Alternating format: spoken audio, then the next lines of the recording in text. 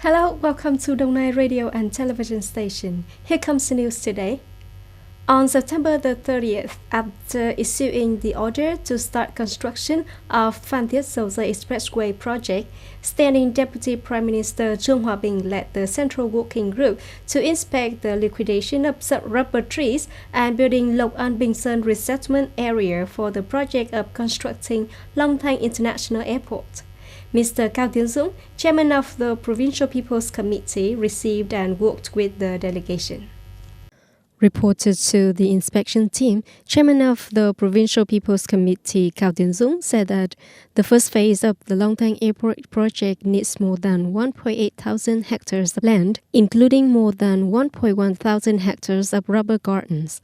Since July, the concerned units have mobilized many resources to focus on sowing hundreds of hectares of rubber, and it is expected that in October 2020, the rubber cutting will be completed. The delegation also observed the progress of the Lộc An Bình Sơn resettlement area. After nearly 6 months of construction, up to now, 5 priority items have been basically completed.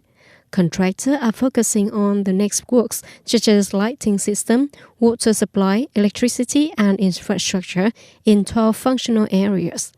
This October, Đồng Nai will organize a lottery for the location of the land, and right after the draw, people will build houses.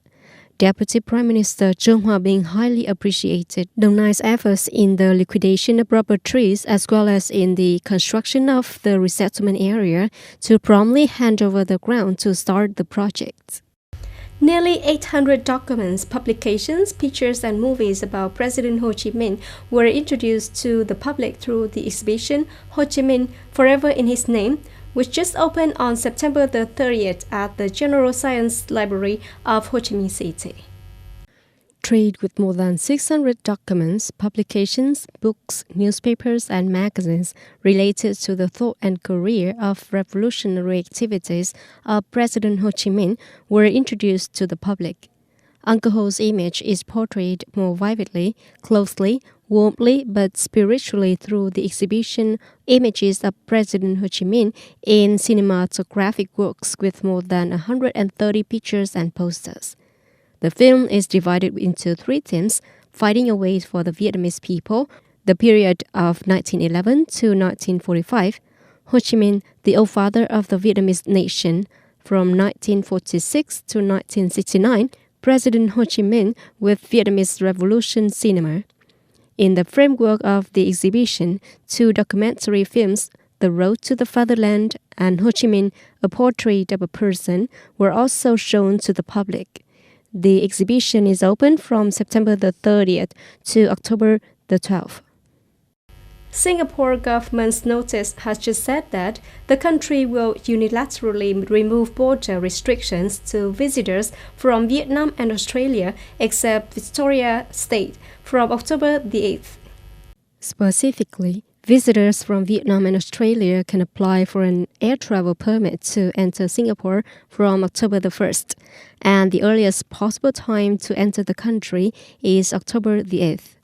A travel permit scheme is not allowed for all short-term travel, including vacation travel.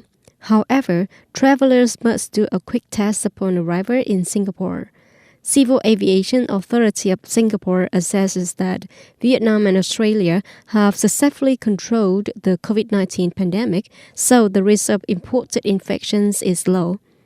Vietnam, Australia, along with New Zealand and Brunei, are 4 countries where Singapore unilaterally opened its borders in an effort to restore the tourism and travel markets. Facing the complicated pandemic situation, United Nations Secretary-General Antonio Guterres on September the 30th urged countries to immediately contribute $15 billion to the Global Fund to ensure the purchase and distribution of the COVID-19 vaccines. Speaking at the online meeting, Mr. Guterres said that commitments play an important role in ensuring the procurement, production, and stock of vaccines, while continuing to research and help countries optimize benefits of the vaccine. Foreign Minister Dominic Raab said that the UK has pledged to contribute £250 million, equivalent to 320 million USD, and that if the countries contribute more than $4, the UK will contribute £1 more. Meanwhile, Swedish Prime Minister Stefan Löfven pledged to contribute 10 million USD, and Canadian Prime Minister Justin Trudeau said he would join hands with 440 million USD. Also at the meeting, Bill Gates announced that his fund had signed agreements with 16 biotechnology companies to ensure expanded access to vaccines, diagnostics, and therapy. That's all for the news today. Thank you for joining us and goodbye.